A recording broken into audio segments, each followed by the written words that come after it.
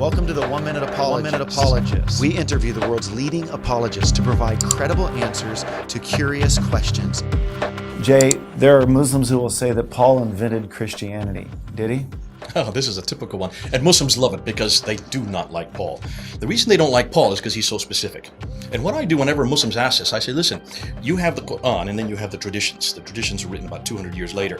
And it's traditions that unpack what the Quran is saying. Because the Quran doesn't tell you much of how you're to live. You need to go to the traditions to know how to walk, talk, eat, drink, sleep in every category and to know how to do it and apply it in your daily life.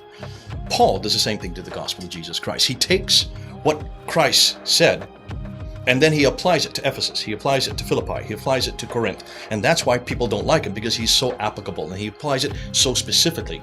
Don't get mad with Paul. Paul didn't invent Christianity, he just applied it in a specific context. And that's why, if you look and see what he did, if Muslims like to say, well, he was the one that invented the Trinity. No, he didn't invent the Trinity. That's right there in Matthew, the last chapter of Matthew, with the Great Commission that we have there.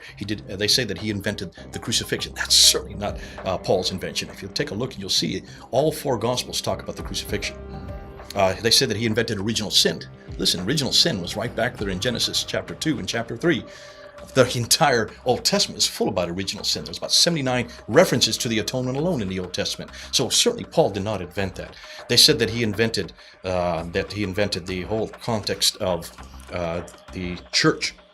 Now, Paul certainly adhered to the church, but the church was not invented by Paul. And almost everything that Paul does, you will find antecedents in Christ's ministry, in Christ's teaching.